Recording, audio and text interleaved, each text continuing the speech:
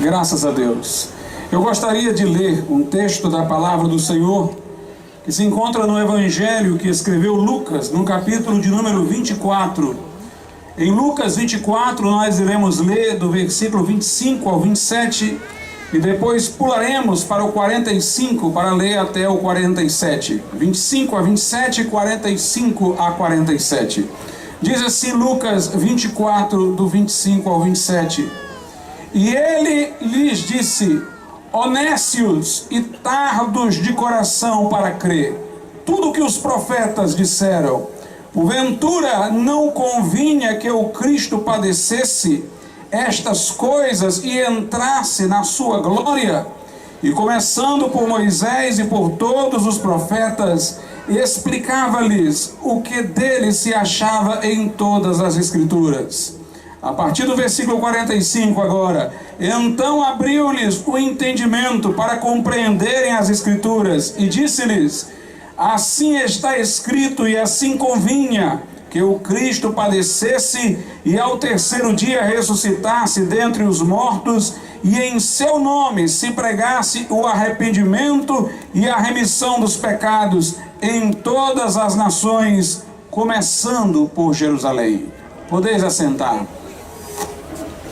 Essas foram palavras de Jesus, ditas aos seus discípulos depois da ressurreição, quando Jesus se apresentou a eles, redivivo, ressuscitado, e os reprovou de certo modo, porque haviam sido demorados para acreditar que ele havia ressuscitado. Jesus lembra-lhes desse momento, que dele já se fazia referência no Velho Testamento, nos vários livros do Velho Testamento, e lá já se estabelecia que era necessário para a nossa salvação que ele padecesse, ressuscitasse e entrasse em sua glória, para isso produzir o perdão de pecados que o Senhor concede àqueles que se arrependem e creem no Evangelho.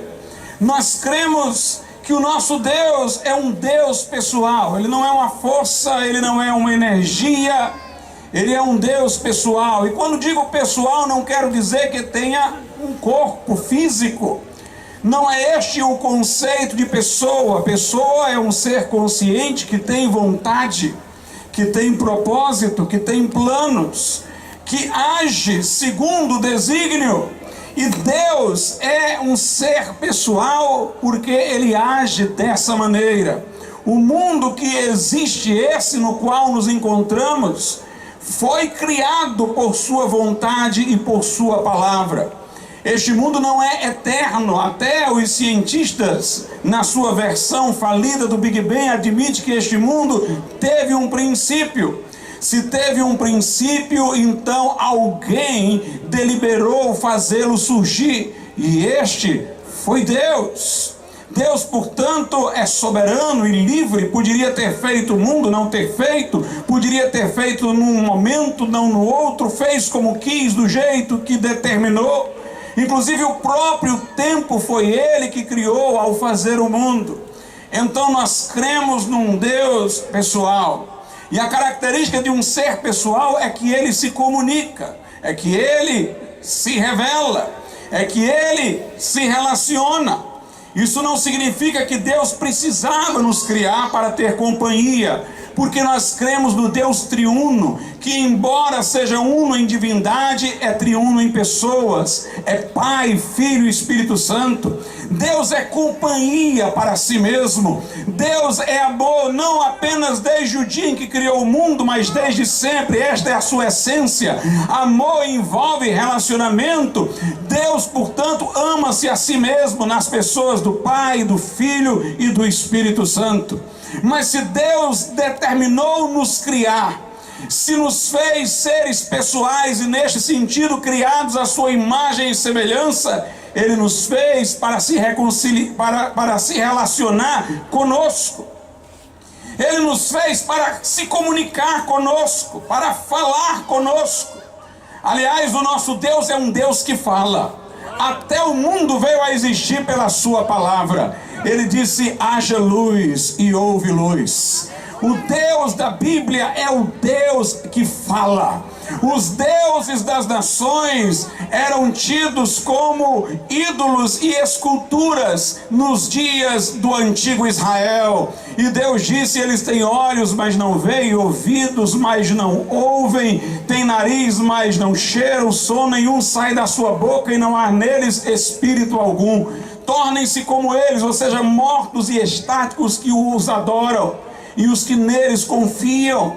Portanto, os deuses das nações eram coisas, não pessoas. Eram representações que não podiam fazer nada. Eram deuses que as pessoas queriam ver com os olhos, mas que nada podiam a favor delas fazer. Mas o nosso Deus, nós não o podemos contemplar em sua essência inefável, porque Ele é Espírito. Mas Ele é um Deus que age, Ele é um Deus que fala, Ele é um Deus que diz e as coisas se tornam.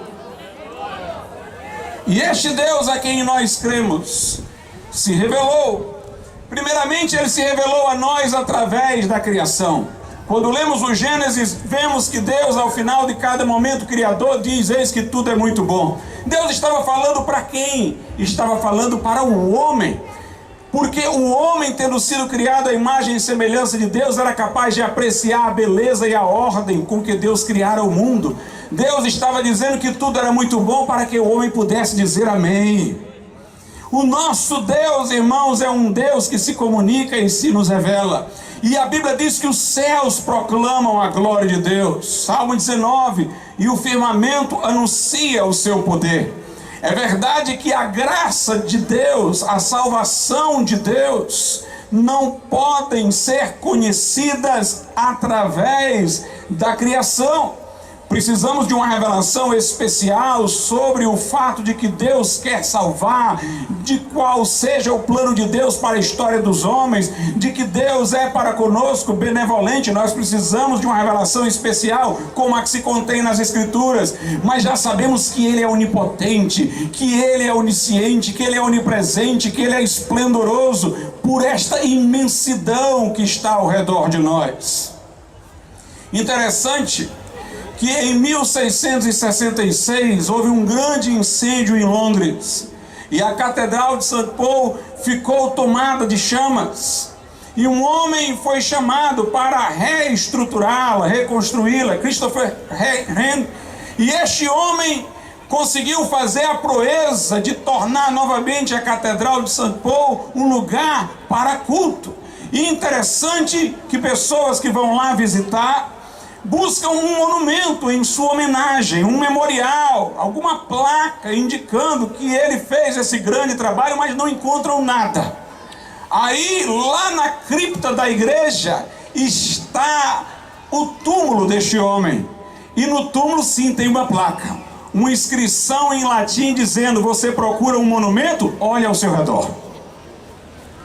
Toda a catedral, na verdade, é um monumento a ele. Toda a catedral é uma celebração do seu trabalho, pois a mesma coisa nós dizemos de Deus.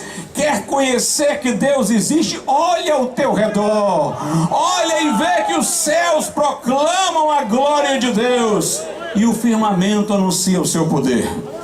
Fomos criados com o que os reformadores protestantes chamavam de sensu divinitatis, alguma coisa em nós que imediatamente aciona uma percepção de Deus quando a gente se depara com o universo em sua glória.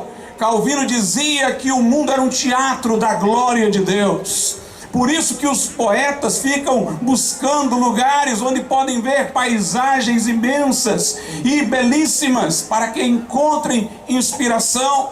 Então nós temos o testemunho que Deus dá de si nas coisas que estão criadas, que estão ao nosso redor. Tem gente que procura Deus como uma coisa criada e não como criador. Um certo astronauta russo, na época em que a União Soviética era comunista, foi ao espaço e disse zombando: eu fui ao espaço e não vi Deus. Mas é claro que ele não viu, porque se ele visse Deus localizado em alguma parte, Deus seria criatura e não criador. Você percebe a obra do arquiteto numa casa pelo desenho realizado da casa, não imaginando que o arquiteto seja a escada, seja a janela.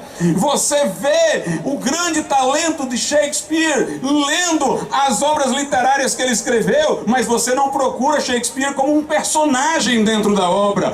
O nosso Deus transcende esse universo. Ele enche os céus e o céu dos céus, nem a terra nem os céus podem contê-lo. Ele não é uma criatura, é o supremo Criador, que está onipresente em tudo quanto criou, mantendo, sustentando todas as coisas. Mas é através da Escritura, é através da Bíblia, que nós sabemos qual é o propósito de Deus para conosco. A natureza como agora se encontra não é a natureza tal qual foi criada por Deus. A terra foi maldita por causa do pecado do primeiro homem. E nós encontramos vulcões, enchentes, nós encontramos tumultos dentro da natureza, tsunamis. E portanto a natureza, embora mostre a glória de Deus, se ela fosse o nosso único recurso, poderia nos fazer estar desconfiados se Deus é bom para conosco, já que tantas catástrofes que nela acontecem arrastam muitas pessoas para tragédias. Mas esta é a criação desregulada, maldita por causa da queda do homem, porque Deus submeteu este mundo ao homem, fazendo o seu vice-regente. Quando o homem pecou, não somente corrompeu sua natureza pessoal, mas arrastou o restante da criação consigo, como diz a Bíblia, sujeitou-a à vaidade, sujeitou-a à desordem. Mas nós temos a Bíblia para saber qual é o propósito de amor de Deus para conosco. Lá em João, a Bíblia diz que a lei veio por intermédio de Moisés, a graça e a verdade vieram por Jesus Cristo. O Velho Testamento revelou-nos a lei de Deus, mas a lei de Deus também aponta para Jesus. Toda a Bíblia aponta para Jesus, em quem Deus maximamente se revelou a nós.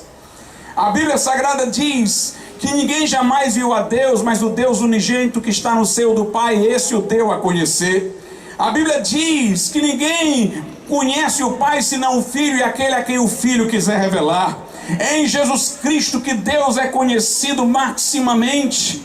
Mas nós temos a Escritura que já antes de ele vir ao mundo como homem, o prenunciava. E nós temos no Velho Testamento a lei. De que maneira a lei preparava o terreno para Jesus vir, prenunciava Jesus?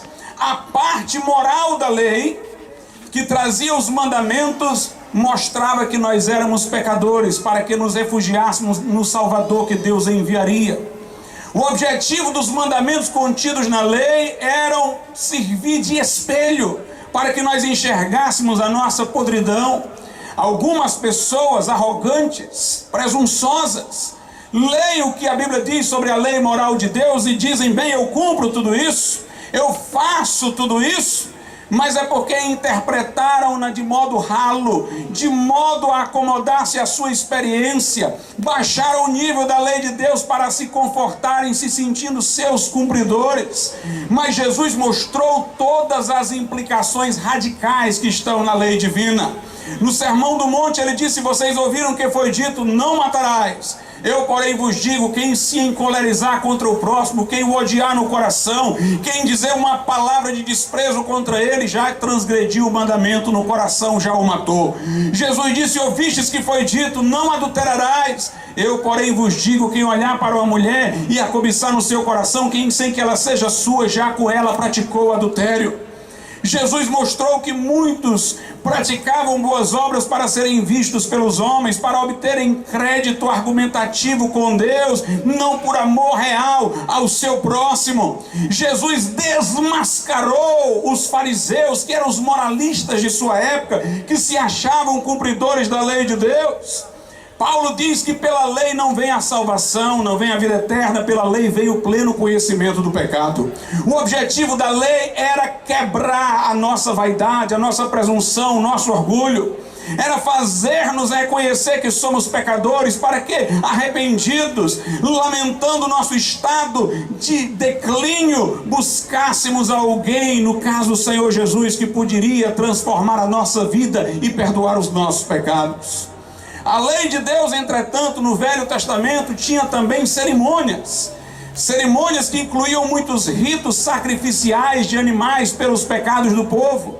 Esses ritos também eram para prefigurar o que Jesus vinha fazer, morrer na cruz em nosso lugar. A Bíblia diz que o salário do pecado é a morte. A morte existe no mundo porque o pecado existe. A morte é a retribuição para o pecado. Jesus veio tomar sobre si os nossos pecados e ser sacrificado em nosso lugar, para que obtivéssemos perdão da nossa culpa, expiação. Por isso que João Batista, quando avistou Jesus, disse: eis o Cordeiro de Deus, que tira o pecado do mundo. Mas é no Novo Testamento, com a chegada de Jesus, que a graça e a verdade se revelam plenamente. Pastor, o que é a verdade? A verdade era o sentido daquilo que já fora dito no Velho Testamento. Jesus mostra claramente que o objetivo da lei moral era tirar a nossa casca de justos e mostrar a nossa impiedade, para que soubéssemos da nossa doença, para que tivéssemos o diagnóstico da nossa falência moral. Jesus mostrou a verdade dos ritos da lei, mostrando que eles prefiguravam o seu sacrifício. E Jesus apresentou maximamente a graça salvadora de Deus, a boa vontade de Deus para com os homens, de nos trazer de volta através do seu Filho Jesus Cristo. Jesus é Deus, nós assim o cremos. Filho de Deus, mas eternamente gerado. Unigênito, porque filho da espécie de Deus, o único que é Deus de Deus. Ele com o Pai é consubstancial. Ele disse: eu e o Pai somos um. Embora distinto em pessoa, é um em divindade, continua havendo um só Deus. E esse Jesus, o Verbo que estava com Deus e que era Deus, aquele através de quem Deus, o Pai, criou todas as coisas, se fez carne e habitou entre nós. Jesus não era apenas um homem comum, não era apenas um profeta, não era nem sequer o maior dos profetas. Jesus era o Verbo que se fez carne e habitou entre nós. Era o Filho de Deus que estava entre nós. Mas vemos aqui outro paradoxo. Ele fez-se homem sem deixar de ser Deus. Jesus não era um Hércules da mitologia, 50% Deus, 50% homem. Jesus era inteiramente Deus e inteiramente homem, 100% Deus, 100% homem, em uma só pessoa. É outro mistério insondável. Ele fez-se homem sem deixar de ser Deus, e não fez-se menos homem por já ser Deus. E o seu nascimento também não foi natural. Ele nasceu por obra do Espírito Santo no ventre de Maria. Ele não foi gerado da carne e sangue adâmica. Jesus teve o seu corpo gerado no ventre de Maria pelo Espírito Santo. Por isso que o anjo disse a José: o que nela se gerou é do Espírito Santo. Jesus veio sem estar debaixo da maldição da descendência do primeiro homem, porque não veio da carne e sangue adâmica. Ele veio para ser o segundo Adão, o novo homem, o cabeça de uma nova humanidade. E Jesus Cristo veio ao mundo por esta intervenção miraculosa de Deus. Mateus e Lucas falam disso. Mateus contando a história de José, Lucas contando a história de Maria, mas ambos mencionam que Jesus veio ao mundo através dessa intervenção sobrenatural pela qual Deus lhe preparou um corpo. João e Marcos não falam do nascimento de Jesus, colocam logo Jesus adulto em seu ministério, exatamente porque querem ressaltar a parte mais importante da sua vida, quando ele começou a pregar e começou a esclarecer as pessoas sobre o propósito da lei dado no Velho Testamento, quem ele era, o que veio fazer. E Jesus fez declarações muito fortes, que somente Deus poderia fazer. Jesus não falava como os profetas, dizendo: assim diz o Senhor, mas ele falava: eu porém vos digo, porque ele era Deus. Jesus não fazia como os profetas, dizendo: se arrependam, recorram a Deus. Jesus dizia: vinde a mim. os cansados e sobrecarregados, e eu vos aliviarei. Quem tem sede, vem a mim, beba. Quem crê em mim, como diz a Escritura, do seu interior fluirão rios de água viva. O que vem a mim, de maneira nenhuma o lançarei fora. Jesus fez o que nenhum profeta fez, perdoou pecados. Foi acusado por isso de blasfêmia, porque alguns diziam: como pode ele perdoar pecados se só Deus pode fazê-lo? Mas Jesus era Deus entre nós, Emanuel, Deus conosco. Jesus disse: eu e o Pai somos um. Declarações muito fortes. Alguém poderia dizer: pastor, mas ele poderia ser um enganador, um megalomaníaco, um homem que pensava sobre si de maneira muito exagerada. Nós temos uma pessoa na região sul do país, o Henrique Cristo, que diz que é Jesus Cristo reencarnado. Mas quando o vemos e ouvimos e percebemos os seus atos, ele cai no nosso ridículo. Mas Jesus não caía no ridículo, porque os seus atos eram deslumbrantes. Uma curiosidade em Jesus é que quando ele falava, ele parecia alguém muito egocêntrico, se formos julgá-lo como homem, porque ele dizia: eu e o Pai somos um. Quem vem a mim, de maneira nenhuma o lançarei fora. Eu sou isso, eu sou o pão que desceu dos céus, eu sou a videira verdadeira, eu sou o caminho, a verdade e a vida, eu sou a porta, quem entrar por mim salvar-se-á. Eu. Mas quando Jesus agia, ele agia em função das pessoas e não em função da sua própria glória. Quando o diabo quis que ele transformasse em pedra em pães para saciar sua fome, ele disse: nem só de pão viverá o homem. Quando o diabo lhe ofereceu os reinos da terra em troca de adoração, ele disse: ao Senhor Deus adorarás, só a ele prestarás culto. Quando o diabo quis levá-lo à exibição, pula daqui para os anjos te segurarem, ele disse: não tentarás o Senhor teu Deus. Na hora de agir, nós não vemos Jesus como um megalomaníaco, um egocêntrico, mas como um servo que lava os pés dos seus discípulos, que prefere estar com publicanos, com prostitutas, com beberrões, a estar com os fariseus refinados. Nós encontramos um homem que escolhe tocar nos leprosos repudiados. Se formos levar em conta o que Jesus pregava, ele parecia, se o formos julgar como homem, um megalomaníaco. Se formos levar em conta o seu ministério, ele era servo de todos. Ele não pensava em si, ele pensava nos outros. Esta é uma figura que as pessoas nunca conseguiram conciliar. Não parecia que ele estava mentindo, porque ele não parecia se promover nas ações. Ele inclusive dizia que ia morrer. Eu não vim para ser servido, mas para servir e dar minha vida em resgate por muitos. Ele falava de sua morte. E quando foi levado ao matadouro, foi levado como ovelha muda. E lá na cruz, em vez de xingar, resmungar, ele diz: Pai, perdoa-os, porque eles não sabem o que fazem. Jesus era um paradoxo para todas aquelas pessoas. Jesus é tão um paradoxo que lá no Apocalipse, João tem uma visão e vê um livro selado com selos. É o livro da história que vai dar o sentido da história. E ninguém no céu e na terra é achado digno de abrir aquele livro, desatar os seus selos. João começa a chorar, mas o anjo diz: não, não chora. Tem um que é digno de abrir o livro. E João diz que viu o leão da tribo de Judá. O homem diz: é o leão da tribo de Judá que é digno de abrir o livro. Mas aí quando João começa a ver, diz: eu vi um cordeiro como que havendo sido morto. Ele é o grande leão e é o cordeiro ferido. Aleluia! Jesus confunde os homens. Aquela figura frágil na cruz estava mais forte ali para salvar do que em qualquer outro lugar. Porque Deus confunde os homens. Escolhe as coisas fracas para confundir as fortes. Escolhe as coisas vis desse mundo para confundir as coisas que os homens valorizam.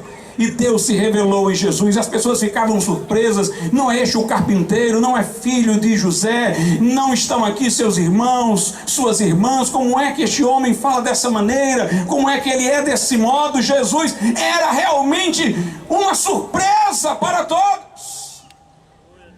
Alguém já disse que os grandes literatos desse mundo sempre tiveram por ambição escrever uma obra literária onde pudessem representar um homem perfeito. Os mais talentosos não se sentiram realizados. E será possível que 4 discípulos pescadores se sentaram no escritório e conseguiram fazer a figura desse homem? Porque este é o homem que se apresenta nos 4 evangelhos. O filósofo Jean-Jacques Rousseau disse: se Jesus não existiu, deve ter existido um homem mais brilhante que ele para tê-lo inventado.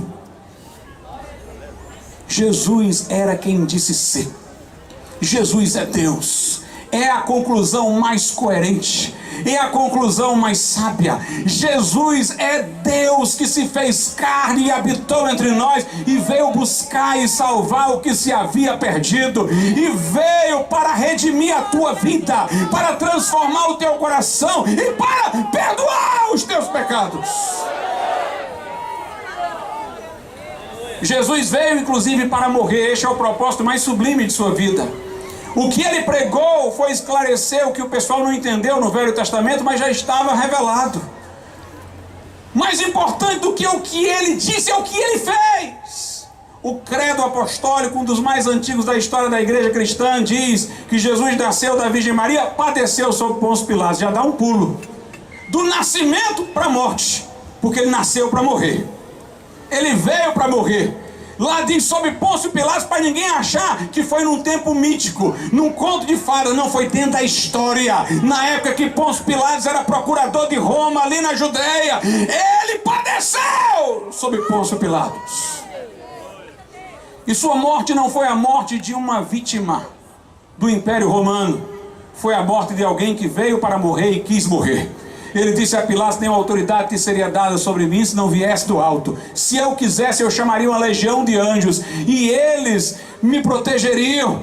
Jesus disse, entretanto, que veio para dar a sua vida em resgate por muitos. Ele disse: por isso o Pai me ama, porque eu dou a minha vida para retomá-la de volta. Ele veio para ser o Cordeiro de Deus que tira o pecado do mundo. Ele veio para morrer em seu lugar e em meu lugar. Lá na cruz, inclusive, ele escolheu a hora de morrer. Ele disse: pronto, Pai, está terminado, paguei o preço, agora nas tuas mãos entrego o meu espírito.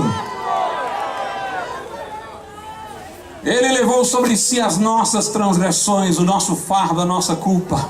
Em seu corpo ele os levou ao madeiro. Ali ele foi moído e traspassado pelas nossas transgressões e iniquidades, e verteu o seu sangue para expiar a nossa culpa, e pagou o preço completo da redenção. Pai, está consumado. Nós não podemos ser salvos por nossas obras, elas estão aquém daquilo que a justiça de Deus exige. Nossas melhores justiças não passam de trapos da imundície. Nós já temos o diagnóstico da lei: todos pecaram e destituídos estão da glória de Deus. Mas nós temos a boa notícia para dar: o Evangelho. Deus amou o mundo de tal maneira que deu o seu Filho unigênito, para que todo que nele crê não pereça, mas tenha a vida eterna. Por isso Jesus dizia: venham a mim, quer dizer, se rendam, se desarmem, deixem de confiar em vocês mesmos ou de tentar por vocês mesmos e se entreguem e venham, deixem eu fazer o que vocês não fizeram, deixem eu resolver o que vocês não resolveram. Você que está cansado e oprimido, que está vergado, agrinholhado, venha. Aleluia. Pastor, eu queria ir a Jesus, mas eu me sinto muito pecador, eu me sinto perdido. Ele disse: eu vim buscar e salvar o que se havia perdido. Ele disse: eu não vim chamar justos, mas pecadores ao arrependimento. Ele diz lá no livro do profeta Isaías: vinde, arguí-me, diz o Senhor, ainda que os vossos pecados sejam como a escarlata, eu os farei mais alvos do que a branca lã. Venha a Jesus, porque o sangue de Jesus purifica de todo o pecado. Aleluia. Algumas pessoas criticam a Bíblia, principalmente da minha área do direito, dizendo assim: ah, pastor, se você fizer a comparação de uma dívida de dinheiro, tudo bem. É possível que alguém que não seja o devedor pague a dívida de um devedor ao seu credor com Deus. Mas Jesus pagou a nossa dívida e aí nos resgatou da condição de devedores. Mas a Bíblia também usa a linguagem do direito penal, de castigo, de pena para o culpado. E aí onde alguns chiam, alguns dizem: já pensou se a gente fosse raciocinar dessa maneira para a vida comum? Uma pessoa ser presa no lugar do marginal, o marginal na rua e o inocente preso? Deus seria a favor de uma injustiça desse tipo? Mas eu quero dizer uma coisa: Jesus não somente morreu pelo criminoso que nós éramos, mas Jesus matou o criminoso que nós éramos lá na cruz. Quando alguém aceita Jesus como Salvador, não apenas é perdoado de seus pecados, absolvido do castigo, justificado diante do tribunal de Deus, mas também é transformado para não ser mais aquele homem desobediente que era. A salvação é uma coisa maravilhosa. O juiz bate o martelo e diz para o crente em Jesus: absolvido. Na mesma hora o crente sai do tribunal e entra na maternidade para nascer de novo. E aquele que está em Cristo, nova criatura! As coisas velhas já passaram, eis que tudo se fez novo. O nosso Deus não só perdoa os nossos pecados, mas muda o nosso coração e a nossa vida quando entregamos a nossa vida a Jesus. Mas nós somos salvos não por aquilo que fizemos ou somos, nós somos salvos por aquilo que Ele fez por nós e por aquilo que Ele é. Aleluia, porque Deus olha para o crente agora olhando por meio de Jesus. Eu não tenho nenhuma justiça para apresentar a Deus que não a de Jesus. E Jesus não tem nenhum pecado a não ser o meu que Ele levou na cruz. Somos justificados por graça, confiando em Jesus como nosso Salvador. Mas eu quero dizer uma coisa: esse Jesus que morreu na cruz ressuscitou ao terceiro dia. Aleluia! Ele ressuscitou. Agostinho dizia: cristãos, Jesus não morreu na morte, foi a morte que morreu em Jesus. Porque ao terceiro dia a morte andou para trás. Ao terceiro dia a morte andou para trás. As mulheres foram ao sepulcro, mas ouviram anjos dizendo: por que procurais entre os mortos aquele que vive? Ele não está aqui, mas ressuscitou.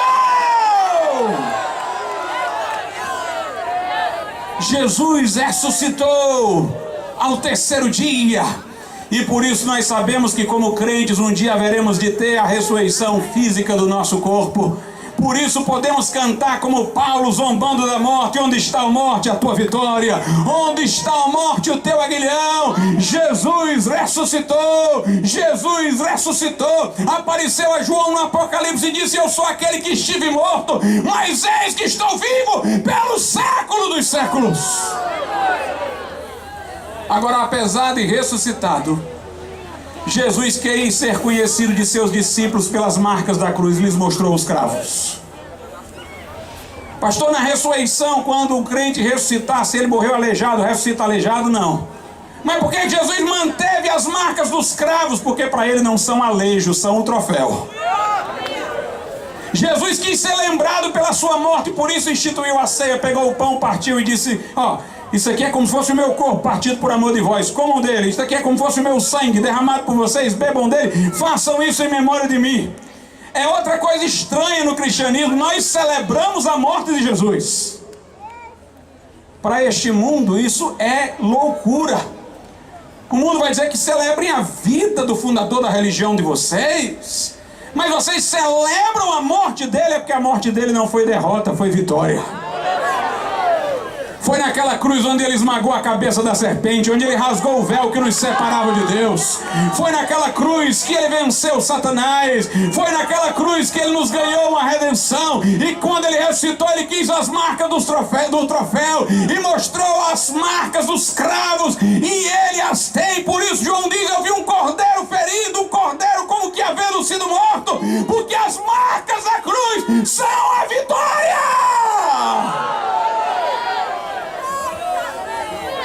Aleluia. A ressurreição de Jesus foi física. Alguns querem dizer que foi só um espírito de Jesus que ressuscitou e tal, mas não o corpo. Mas a Bíblia diz que o corpo de Jesus desapareceu do túmulo, do sepulcro, e nunca ninguém arranjou uma explicação satisfatória. E o corpo de Jesus ressuscitado foi visto pelos discípulos. E ninguém diga que os discípulos eram crédulos, porque os discípulos não queriam acreditar. Tomé ainda disse assim: eu só acredito se eu tocar. Então Jesus disse: pois toca. Eles estavam duvidando se era Jesus com um corpo mesmo. Jesus: traga aí um peixe aí para eu comer, para vocês saberem que sou eu mesmo. O corpo ressurreto não carece do alimento, mas Jesus se alimentou para provar que era ele mesmo. Um perseguidor da igreja como Saulo de Tarso se converteu quando viu Jesus ressuscitado, porque realmente ele ressuscitou e foi visto por mais de 500 irmãos que nunca voltaram atrás ao que disseram, que estiveram dispostos a morrer nas arenas de Roma dizendo: ele ressuscitou, ele ressuscitou, ele ressuscitou. E foi o mesmo corpo que foi sepultado, tanto que a Bíblia diz: Jesus foi crucificado segundo as Escrituras, sepultado, e ao terceiro dia ressuscitou. Ressuscitou com o corpo. Agora, o corpo da ressurreição de Jesus era um corpo diferente. Jesus, por exemplo, os discípulos estavam trancados numa sala, Jesus entrou lá dentro, portanto não houve a limitação da porta fechada.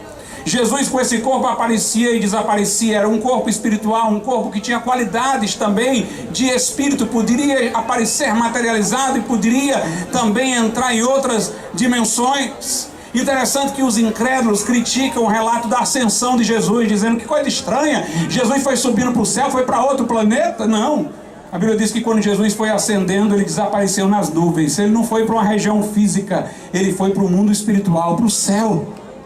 E ele podia nem ter subido fisicamente, porque o seu corpo lhe permitia aparecer e desaparecer. Ele podia ter desaparecido aqui e aparecido lá, mas ele queria que os discípulos soubessem que ele estava indo para o céu, cumprir aquela promessa: vou preparar-vos lugar, e depois virei e levarei vocês para mim mesmo, para que onde eu estiver estejais vós também. Jesus disse: assim como vocês estão me vendo subir, também me virão descer, porque ele voltará outra vez, ele virá outra vez, ele virá outra vez.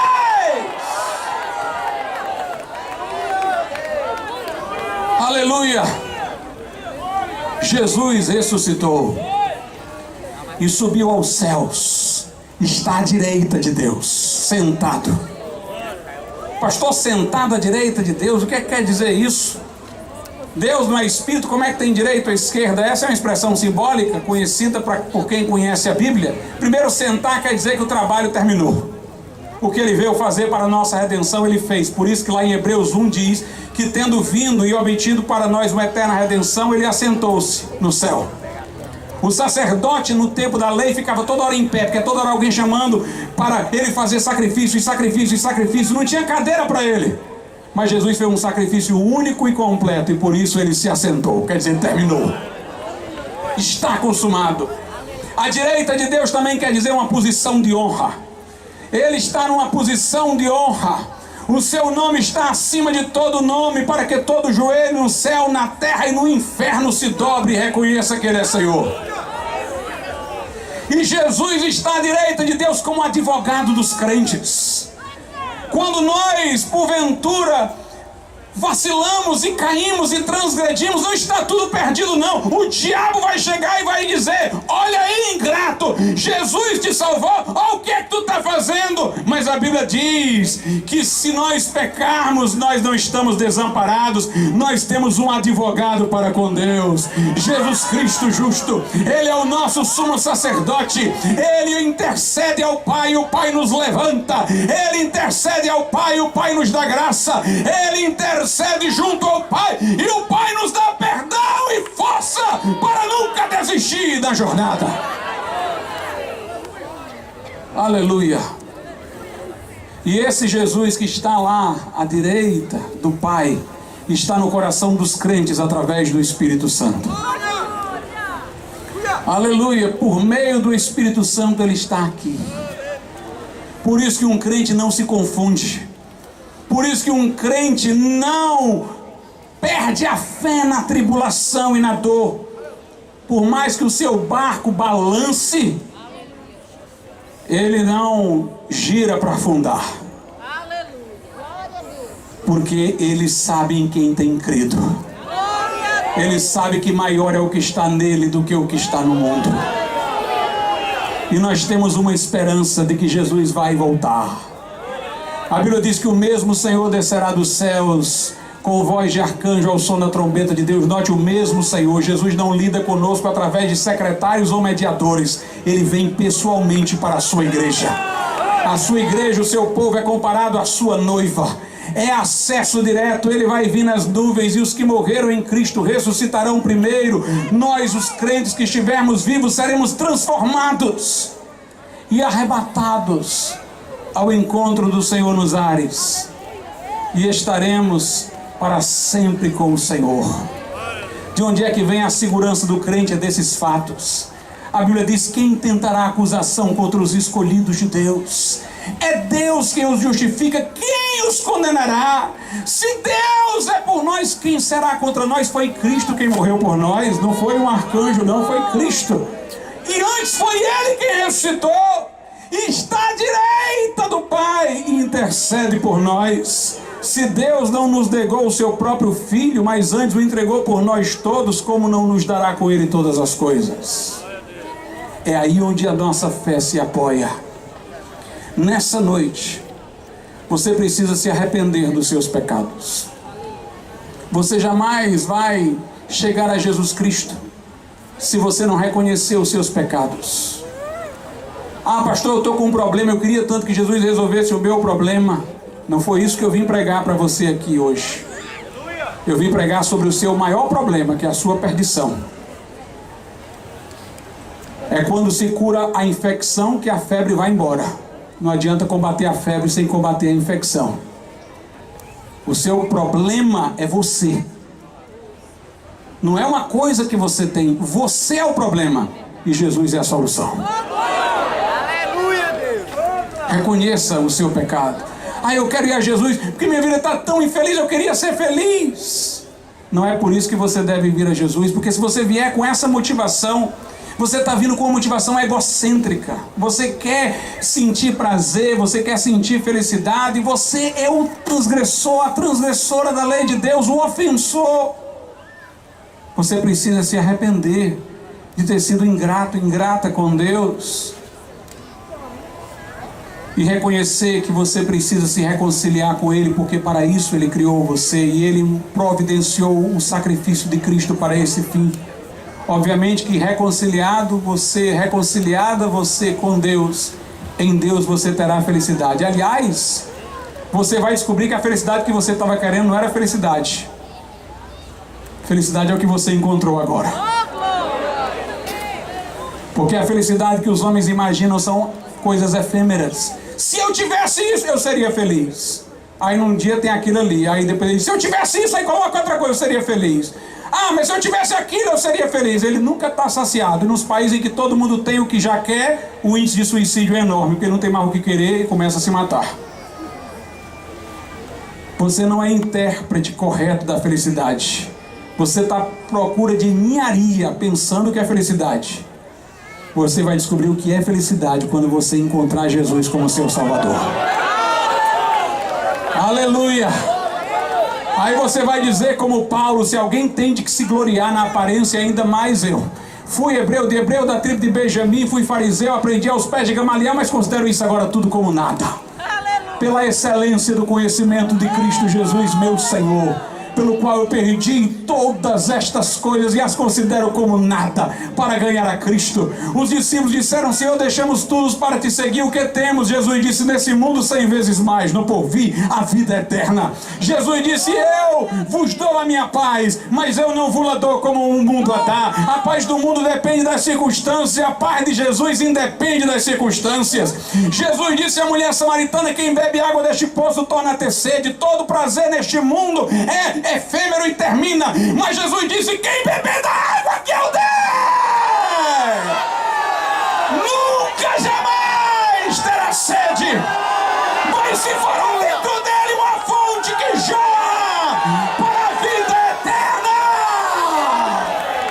Eu vim aqui para lhe falar de Jesus, o amigo mais chegado que o irmão.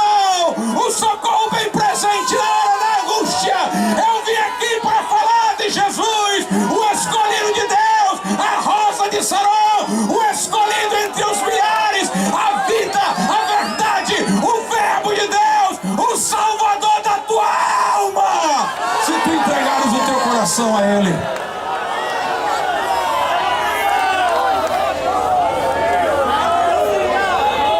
Reconhece hoje o teu pecado.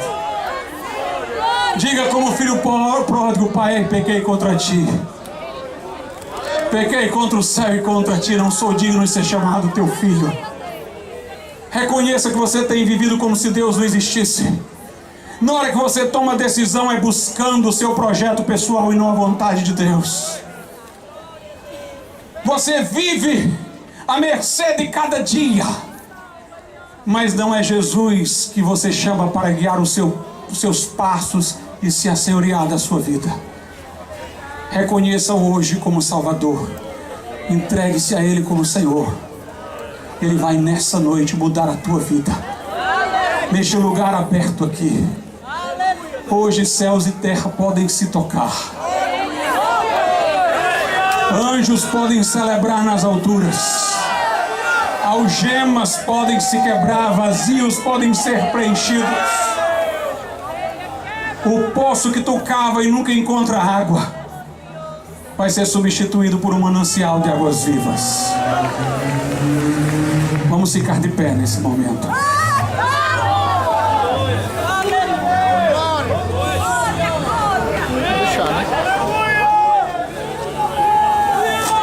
Nosso Deus e nosso Pai, nós te louvamos e te agradecemos por esta palavra viva, poderosa, verdadeira, por este evangelho que transforma o coração daquele que crê.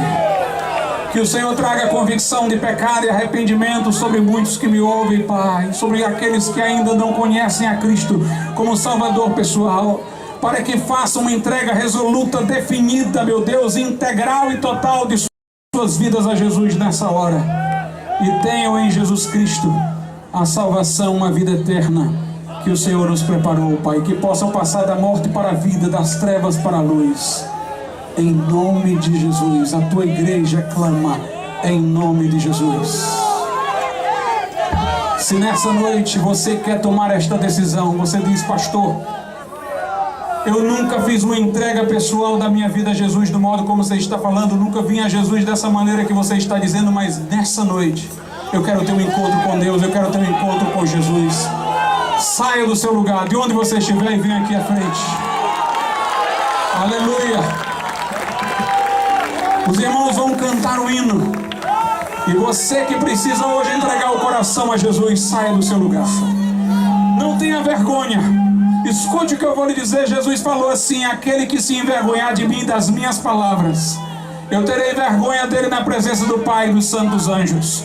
Jesus levou aquela cruz sendo humilhado, cuspido na frente de todo mundo. Para quem não sabe, ele morreu despido, humilhado, surrado, sangrando, desfigurado. Ele não teve vergonha de passar por tudo isso publicamente por amor a você. Se sua fé é uma fé refinada, sofisticada, ocultada, é uma fé só de cerimônias litúrgicas, se você não é capaz de chegar num lugar público e dizer: eu quero Jesus, nada vai acontecer na sua vida. Essa sua fé é infértil, é inócua, não salva. Mas se você disser: eu vou me juntar àqueles que estão ali, eu preciso de Jesus, é tudo ou nada, é vida eterna ou inferno, é perdão de pecados ou condenação. Nós não estamos aqui para falar de opções de vida, nós estamos falando de tudo ou nada. É a sua vida que está em jogo, é a sua alma. Saia do seu lugar, venha aqui à frente enquanto os irmãos cantam. Os irmãos convidem pessoas, encorajem, para que possam tomar a decisão mais importante de suas vidas nessa noite. Quebra esse coração.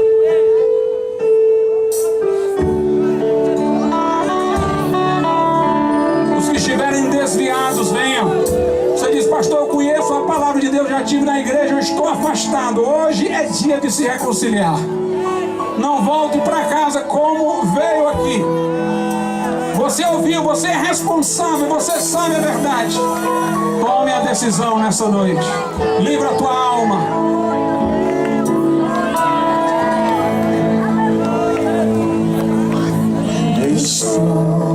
O esplendor de sua glória, só saber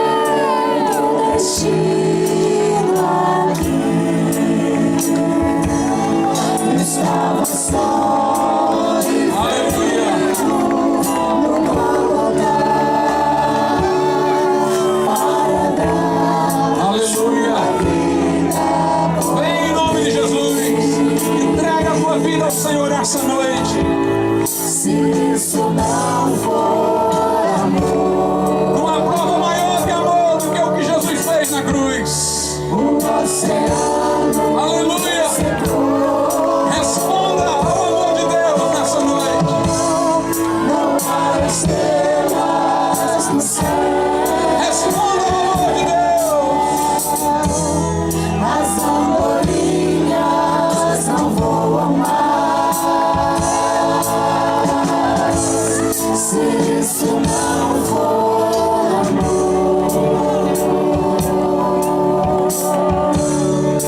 o céu não é real. Tudo bem. Em nome de Jesus, vença a sua timidez. Vença a sua timidez. Se isto não for E vem entregar a sua vida a Jesus. Nós queremos orar por a tua vida nessa noite. Saia do seu lugar. Saia do seu lugar. Venha o Senhor Jesus. Jesus dizia: vem, segue-me. Mas tome uma posição nessa noite para segui-lo. Saia de onde você estiver. Saia de onde você estiver nessa noite. Você que está desviado, venha se reconciliar com Deus. Você que está afastada, venha se reconciliar com o Senhor. comigo irá. Se isto não for amor, o oceano Se você estiver próximo a alguém que ainda não tomou esta decisão, encoraje-o a vir. Encoraje-o a vir nessa noite. Saia do seu lugar. De onde você estiver, venha, venha. Venha Jesus, venha Jesus. Venha aquele que deu a vida por ti na cruz do Calvário. Fala, Deus, fala, Deus. Fala, Senhor, aos corações. Quebranta os corações, Senhor. Rompe as barreiras, abre os ouvidos. Tira as escamas dos olhos, Senhor. Ilumina o entendimento, dispõe o coração. Atrai por graça, Senhor. Aleluia, aleluia.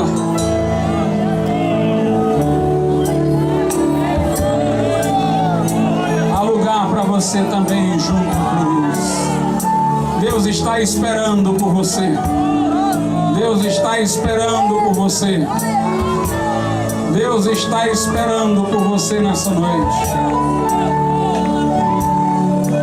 Ele está esperando por você. Aleluia. Ele está esperando por você. Ele está esperando por você. Venha em nome de Jesus.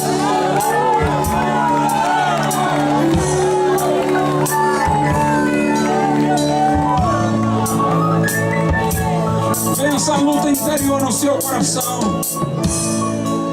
Vença a luta interior no seu coração. Demônios estão expectantes de um lado e anjos do outro. E o Senhor está te dando a voz de ordem para vir. Aleluia, atende ao chamado do Senhor. Não deixa que as trevas te dominem, que este mundo sem Deus, sem referencial,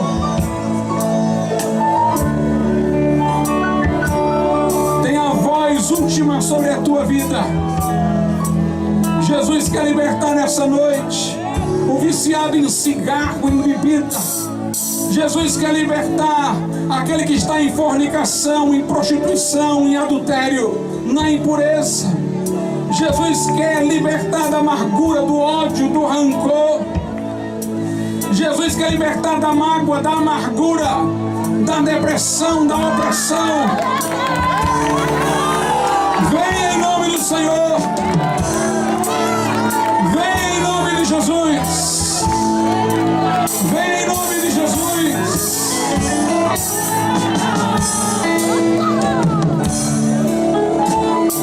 Aleluia. Vamos cantar mais uma vez, meus irmãos. Enquanto os irmãos cantam, venha. E você, crente, convide pessoas nessa noite, para que possam tomar a decisão que lhes falar para raiar a alva amanhã.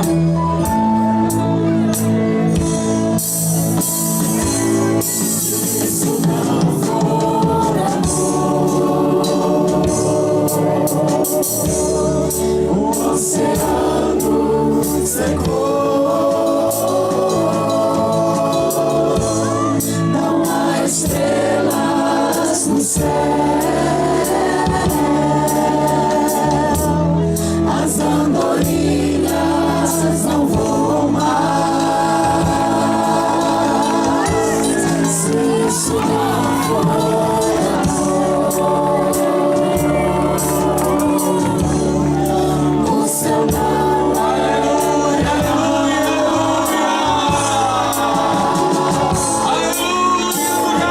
Você também, para você também.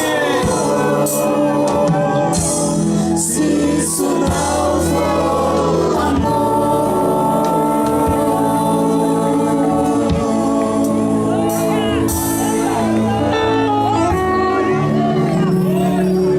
Aleluia, aleluia, aleluia. Saia correndo de onde você estiver. Venha correndo, venha correndo, venha correndo.